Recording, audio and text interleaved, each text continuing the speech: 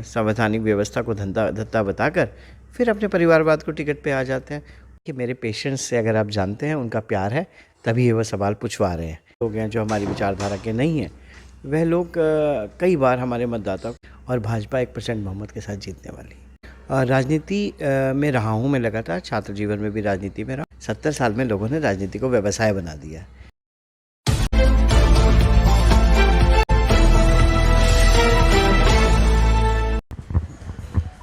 नमस्कार, मैं सुदर्शन कपटियाल पाठकनामा से। अभी हम बातचीत कर रहे हैं संभावित मेयर प्रत्याशी डॉक्टर अजय सिंह। अभी उनसे हम बातचीत करेंगे। अभी उनका जो दौरा रहा है, आज दिन भर की जो थकान है उसके बारे में पूछेंगे कि किस प्रकार के जो उनको वोट मिलने वाले हैं या संभावित जीत की जो आशा भाजपा के द्वारा की जा रही है उसके विषय में हम बात करेंगे। डॉक्टर साहब, मैं पहले आपका स्वागत करता हूँ और मैं एक चीज़ ये पूछना चाहूँगा, आज दिन भर की थकान से नहीं, थके हुए नहीं हैं अभी। अब जैसे आपको मालूम है शाम को आज प्रचार का दौर थम गया। अभी भी काफ़ी सारे जनसंपर्क है जो करने होंगे और लोगों से मिलना होगा, स्ट्रैटेजी प्लान करनी होगी। क्योंकि ये जो भी लोग हैं जो हमारी विचारधारा के नहीं हैं, वह लोग कई बार हमारे मतदाता को गलत तरीक़ों से प्रभावित करने का प्रयास करते हैं। तो ये 2 दिन इस चीज़ के लिए होते हैं कि वे हमारे मतदाता को प्रभावित ना करने का प्रयास करें गलत माध्यम से। संवैधानिक प्रक्रिया के अंदर तो ठीक है, लेकिन उससे भी बचना होता है और बहुत सारे और विषय हैं जिसको देखना होगा कि भारी मतदान हो और जो एक खुशी की लहर है चारों तरफ, एक ऊर्जा दिखाई दे रही है लोगों में, एक उत्साह दिखाई दे रहा है इस चुनाव को लेकर, वह मतों में परिवर्तित हो। जैसे आपकी धड़कन है, आप डॉक्टर भी, आपकी धड़कन क्या बता रही है इस समय? जो मतदाताओं का रुझान है किस ओर है और कैसा है? देखिए, मेरे को एक चीज़ तो पता लग रही है कि जो लोगों का उत्साह है, जो लोगों का ऊर्जा दिखाई दे रही है, वह एक सकारात्मक परिवर्तन की तरफ है और मत में परिवर्तित होना ही बाकी है। बाकी जो इबादत है वो लिखी जा चुकी है और भाजपा 1% बहुमत के साथ जीतने वाली। अच्छा, जैसे मैं देख रहा हूँ आप बहुत अच्छे वक्ता भी हैं और वरिष्ठ डॉक्टर भी हैं, बहुत अच्छे डॉक्टर भी हैं और आपके अंदर उस प्रकार के जो गुण दिखाई दे रहे हैं, राजनीति के जो गुण भी दिखाई दे रहे हैं उसके अंदर। तो आपने ये जो इस प्रकार की ये जो राजनीति में एकदम से ढल जाना डॉक्टर से, इसको कैसे देखते हैं? नहीं, मैं सेवा के एक कार्य में था और मानव सेवा, मानव संवेदना, मानवीय विचार, मानवीय भावनाएं, उसको मैंने बहुत करीब से देखा है लगभग 3 दशकों से। राजनीति में रहा हूँ मैं लगातार, छात्र जीवन में भी राजनीति में रहा हूँ, बाद में भी लगातार राजनीति में रहा हूँ। अपनी जो मातृ संगठन है उसकी विचारधारा से प्रभावित होकर मैं 11 साल की आयु से ही मातृ संगठन के लिए विभिन्न दायित्वों का निर्वहन करता हूँ। तो ये कोई नई चीज़ नहीं है मेरे लिए। अगर संभावित आपकी जीत हो जाती है, आप मेयर बन जाते हैं, आपका जैसे मेडिग्राम हॉस्पिटल भी है, उसको आप जो आपके पेशेंट हैं, मरीज हैं, उनको किस प्रकार से मैनेजमेंट करेंगे? ये सवाल बार बार उठ रहा है और ये शुरू से उठा जा रहा है। तो राजनीति व्यवसाय नहीं हो सकता। कोई तो व्यवसाय होगा किसी व्यक्ति का जिससे जीविका उपार्जन करे, या राजनीति को व्यवसाय बनाएंगे? वैसे आपकी बात, सवाल बिल्कुल ठीक है। 70 साल में लोगों ने राजनीति को व्यवसाय बना दिया। तो मेरा नम्र निवेदन है आपके माध्यम से कि जीविका उपार्जन के लिए कार्य करना एक विषय है और समाज की सेवा में भी बने रहना, लगातार बने रहना एक अलग विषय है। भगवान ने 24 घंटे दिए हैं कार्य करने के लिए और हमारे तो प्रेरणा स्रोत हैं माननीय प्रधानमंत्री मोदी जी। आप देखते हैं कैसे कार्य करते हैं, हम सबके प्रेरणा स्रोत हैं वो। तो क्यों नहीं उस दिशा में काम किया जा सकता? तो बहुत अच्छा काम किया जा सकता है उस दिशा में। तो उसमें कहीं से कहीं तक के कोई विषय दिखाई नहीं देता मुझे दूर दूर तक। जैसे अभी बी पार्टी है, बीएसपी है, इमरान है, वो अपनी जीत का दावा कर रहे हैं, 1 लाख वोट से ज़्यादा जीत का दावा कर रहे हो, उसको देखते हुए आप क्या कहना चाहेंगे? नहीं, वो जो दावा कर रहे हैं वो दावा कर रहे होंगे। लोकतांत्रिक व्यवस्था है, हर आदमी को बोलने की आज़ादी है। लेकिन जो हम लोग एक लड़ाई लड़ रहे हैं वह विचारधारा की लड़ाई है और दूसरी तरफ विचारहीन लोग हैं, 5 वर्ष तक आराम से रहते हैं, जनता के बीच नहीं रहते। ये इनके इन प्रकार संवैधानिक व्यवस्था को धत्ता बताकर फिर अपने परिवारवाद को टिकट पे आ जाते हैं। कोई भी आप संविधान लगा लो, कोई भी रिजर्वेशन कर लो, कुछ भी कर लो, लड़वाना तो परिवार ही है। तो वो तो परिवारवाद विचारहीन लोग हैं।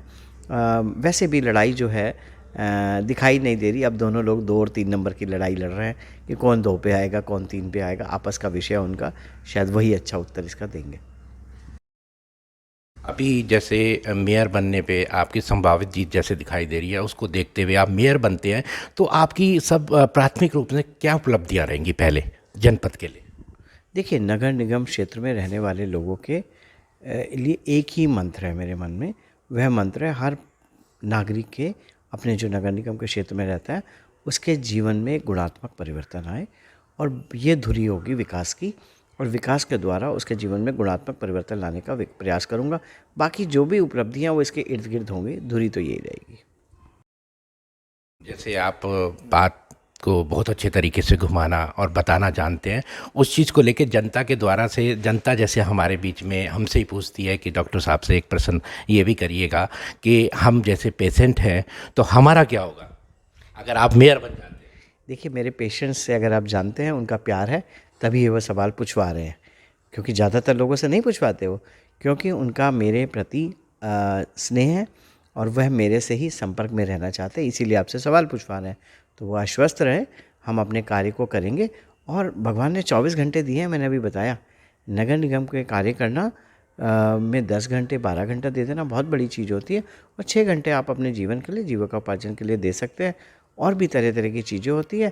हम मिलजुल के सबके साथ, सबसे मंत्रणा करके नगर निगम के क्षेत्र को बहुत सुंदर बनाएंगे, ऐसा मेरा विश्वास है। और ये हम कर पाएंगे परम श्रद्धेय मोदी जी के और अपने यशस्वी मुख्यमंत्री योगी आदित्यनाथ जी के मार्गदर्शन में ऐसा हम कर पाएंगे। अभी आज जैसे उनका सपा के अध्यक्ष अखिलेश जी का दौरा हुआ, उनकी प्रेस वार्ता हुई, उन प्रेस वार्ता में उन्होंने कहा कि हर जगह पर तमंचे की बात आ जाती है, विकास की बात नहीं होती है, तो उसको कैसे देखते हैं आप? उनका स्वागत था आज। मैंने कल भी मेरे से पत्रकार बंधु ने एक सवाल पूछा था, मैंने कहा उनका इस गंगा जमनी तहजीब की माँ शाकुंभरी की धरती पर हम लोग उनका स्वागत करते हैं। जहाँ तक ये तमंचों की बात है, प्रदेश अब बहुत आगे निकल गया है। तमंचों की फैक्ट्रियाँ तभी हुआ करती थी जब वो शासन में थे। अभी तो सुशासन है, अभी तो सुरक्षा है, और ये सुरक्षा दूर दूर तक दिखाई दे रही है, जिससे वो सब लोग भयभीत हो गए हैं। कानून अपना कार्य करता है, कानून को कार्य करने दीजिए। हम लोग का मूल उद्देश्य हम विकास की दृष्टि से आगे बढ़ें, और जो ये विकास की धारा बह रही है, जिसकी खुशबू है, और सब लोग इससे सरोबर हों, बस यही मेरी आपसे गुजारिश है। जैसे आपका भ्रमण कार्यक्रम रहा, बड़ा दौर चला, तो मैं कुछ ग्रामीण क्षेत्र हैं जिन पे आप नहीं पहुंच पाए, वो ऐसा क्या रहा? क्या पार्टी की वजह से ऐसा रहा कि आप ग्रामीण क्षेत्रों में नहीं पहुंच पाए? जैसे आप लोगों की डिमांड थी, आपको चाहते थे लोग कि डॉक्टर अजय सिंह यहाँ तक भी आए, हमारे तक आए, तो उसके लिए आप क्या कहना चाहते हैं? नहीं, देखिए, जो पार्टी चुनाव लड़ती है वो संगठन चुनाव लड़ता है। अजय सिंह तो एक चेहरा है, तो पार्टी का संगठन 24/7 365 इलेक्शन के मोड में रहता है। पार्टी का पन्ना प्रमुख से लेकर दायित्ववान सीनियर कार्यकर्ताओं तक अपना एक संगठन है जो कार्य करता है। तो इसलिए ये कहना कि मैं नहीं पहुंच पाया या पहुंच पाया, मैंने लगभग सभी 70 वार्डों का दौरा किया है। वार्ड बहुत बड़े हैं, नगर निगम का क्षेत्र बहुत बड़ा है। 17 तारीख से जब से चुनाव में मुझे पार्टी ने आदेश किया, तो आपको पता है समय कितना कम था और इतना बड़ा क्षेत्र है, मैंने हर वार्ड का दौरा किया है। कई बार हर व्यक्ति से नहीं मिल पाया होगा, मैं उनसे करबद्ध निवेदन करता हूँ, नम्र निवेदन करता हूँ आपके माध्यम से। मैं आपके अपने ही बीच का हूँ, आपके अपने बीच में रहूँगा। जैसे ही मुझे मौका मिलेगा मैं आपके पास आऊँगा और हम आपस में संवाद करेंगे। क्योंकि अभी आपने 100वां संस्करण मन की बात का सुना। हम लोग के विचार में, हम लोग के संगठन में अपने नागरिकों से, अपने लोगों से संवाद करना उनके चरणों में पूजा की थाली की तरह है, और वह मैं संवाद स्थापित करूंगा। अगर कोई छूट गया है तो मेरा नम्र निवेदन है आपके माध्यम से कि मैं पुनः जल्दी से उनसे संवाद करूंगा।